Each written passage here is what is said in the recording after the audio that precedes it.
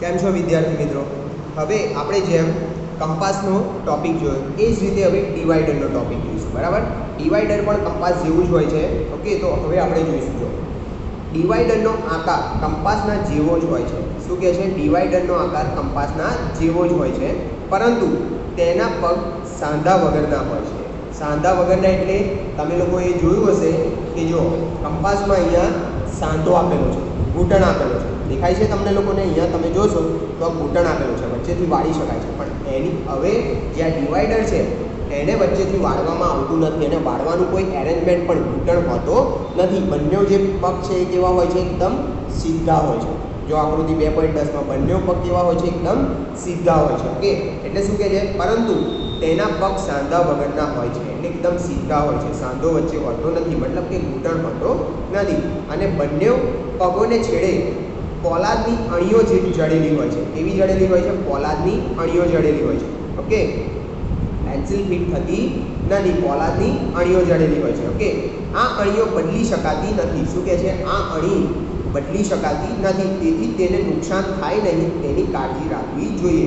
હવે તમે લોકોએ જોયું હશે કે તમે જ્યારે કંપાસ બોક્સ નવું પરચેસ કરો છો, બરાબર છે, ત્યારે તમને બે જાતના ડિવાઈડર મળે છે. જોયું હશે, એક બાજુ પેન્સિલ ફિટ થાય એવું મળે છે અને એક બાજુ કેવું મળે છે? બે પેલી અણીવાળું મળે છે. જોયું હશે, બરાબર છે? તમે લોકો યુઝ કરો છો એટલે. તો આ એક જાતનું છે, આ જે ડિવાઈડર છે એ એક જાતનું છે. ઓકે, એટલે શું કહે છે? જો કે બંને પગોને છેડે પોલાદની અણીઓ જડેલી હોય છે. આ અણીઓ બદલી શકાતી નથી, એટલે એને બદલી શકાય નહીં. જો એ વળી જાય કે કશું થાય તો પછી આપણે નવું જ લાવવું પડે, એને કોઈ રિપેર થાય નહીં. એટલે શું કહે છે? બદલી શકાતી નથી, તેથી તેને નુકસાન થાય નહીં તેની કાળજી રાખવી જોઈએ. એટલે આપણે વાપરીએ છીએ ત્યારે તેને નુકસાન ના થઈ જાય એની આપણે કાળજી રાખવી જોઈએ. કેટલીક કંપાસ પટ્ટીઓમાં પેન્સિલ પગના સ્થાને ગોઠવવા માટે સોયની અણીવાળો પગ આપેલો હોય છે. શું કહે છે? કેટલીક કંપાસ પટ્ટીઓમાં પેન્સિલ પગના સ્થાને સોયની અણી ગોઠવવાનું એરેન્જમેન્ટ કરવામાં આવેલું હોય છે. એટલે પેન્સિલની જગ્યાએ સોયની અણી ગોઠવી શકાય એવું એરેન્જમેન્ટ કરવામાં આવેલું હોય છે. તેથી તે કંપાસનો ડિવાઈડર તરીકે પણ ઉપયોગ કરી શકાય છે. તેથી તે કંપાસનો ડિવાઈડર તરીકે પણ ઉપયોગ કરી શકાય છે. એટલે કંપાસ જે હોય છે એની અંદર પેન્સિલ પણ ફિટ કરી શકાય અને જે પેલી અણી છે એ પણ ફિટ કરી શકાય. એટલે એક જ કંપાસમાં બે એરેન્જમેન્ટ, ડિવાઈડર પણ થઈ શકે અને કંપાસ પણ બની શકે એ રીતે. ખ્યાલ? હવે ઉપયોગ, તો ડિવાઈડરનો ઉપયોગ શું કરવામાં આવે છે તો જોઈએ. ડિવાઈડર વડે રેખા, ચાપ કે વર્તુળના જોઈએ તેટલા સમાન ભાગ કરી શકાય છે. શું કહે છે? કે રેખા, ચાપ કે વર્તુળના જોઈએ તેટલા સમાન ભાગ કરી શકાય છે. ડ્રોઈંગના એક ભાગમાંથી બીજા ભાગમાં કોઈ પણ માપ ફેરવી શકાય છે. ખ્યાલ? એટલે શું કહે છે?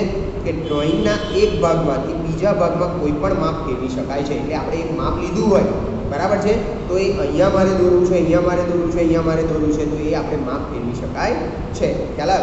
તો માપ પટ્ટી ઉપરથી માપ લઈ તે માપ ડ્રોઈંગ કાગળ ઉપર મુકાય છે. શું કહે છે? માપ પટ્ટી ઉપરથી માપ લેવાનું. શું કહે છે? આ જે માપ પટ્ટી છે તો એ પ્રમાણે જેમ હમણાં મેં તમને બતાવ્યું હતું કે કેવી રીતે માપવાનું, તો હમણાં આપણે 20 સેન્ટીમીટર માપ્યું હતું, 25 સેન્ટીમીટર માપ્યું હતું, એ રીતે માપી અને પછી શું કરવામાં આવે છે? કાગળ ઉપર મુકાય છે. મુકાય છે એટલે ઉતારવામાં આવે છે. ઓકે, કોઈ પણ બિંદુની આસપાસ અથવા રેખા ઉપર સમાન અંતરના માપોના નિશાન મૂકવા માટે ડિવાઈડરનો ઉપયોગ થાય છે. હવે તમે લોકો એવું વિચારતા હશો કે વિશાલ સર તો એવું કહે છે કે આની અંદર અણી ફિટ ના થાય. તો આ કેવું છે કે તમારે અણી ફિટ નહીં થાય, જે પેલી શું કહેવાય પોલાદની જે બે અણીઓ છે એ જ હશે, પણ આપણે માપ ઉતારવું હોય ને, માપ ઉતારવું હોય એટલે આમ કરીને થોડુંક બહારથી આપણે માપ ઉતારી શકીએ છીએ, જેથી કરીને શું થશે? એની છાપ પડે અને છાપના વર્તે પછી આપણે કોઈ પણ માપ લઈ શકીએ છીએ. એટલે શું કહે છે? કોઈ પણ બિંદુની આસપાસ અથવા રેખા ઉપર સમાન અંતરના માપોના નિશાન, શું કહે છે? નિશાન મૂકવા માટે ડિવાઈડરનો ઉપયોગ થાય છે. દોરવા માટે નહીં, પણ નિશાન મૂકવા માટે. ખ્યાલ? એટલે ડિવાઈડરનો ઉપયોગ થાય છે. ડિવાઈડરનો એક પગ જમણા હાથના અંગૂઠા અને ત્રીજી આંગળી વડે પકડી રાખી પહેલી અને બીજી આંગળીઓ વડે બીજા પગને ખસેડીને જોઈતું માપ સહેલાઈથી ગોઠવી શકાય છે. ખ્યાલ?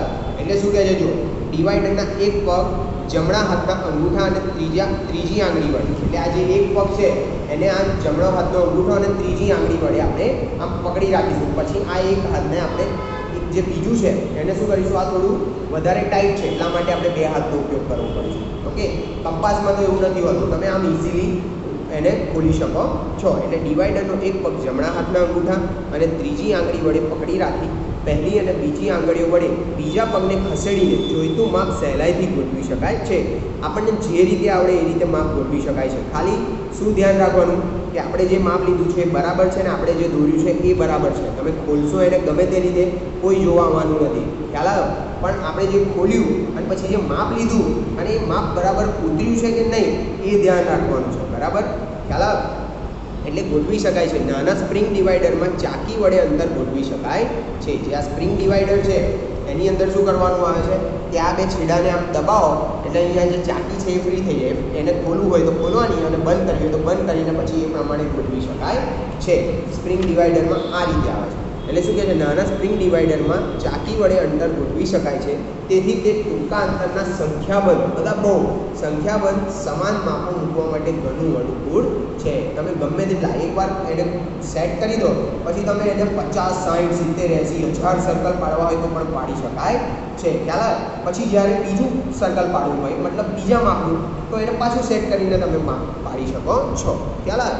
ડિવાઈડર વાપરવાની રીત પ્રકરણ 6 રચના 7માં આપેલી છે, પણ જે પ્રકરણ 6 છે એની અંદર રચના 6 સુધી જ છે. 7મી રચના આપણા કોર્સમાં છે નહીં અને આપેલી પણ નથી. છેલ્લામાં છેલ્લી પ્રકરણ 6માં 6 જ રચના છે. ઓકે, એ 6 રચના સુધી તો આપણે જોઈશું, બરાબર છે? એટલે ડિવાઈડરનો ઉપયોગ પણ પ્રકરણ 6માં ઓલરેડી આવે છે, તો હું એ તમને શીખવાડીશ કેવી રીતે ઉપયોગ કરવામાં આવે છે. ઓકે, તો ડિવાઈડર તમને લોકોને ખબર પડી ગઈ છે કે કંપાસનો જે ભાગ કહીએ તો પણ ચાલે, કંપાસ જેવું જ હોય છે. ઓકે, તો ડિવાઈડર તમને લોકોને સમજણ પડી ગઈ છે વિદ્યાર્થી મિત્રો? ના પડી હોય તો અહીંયા બેઠો છું. Okay, thank you very much.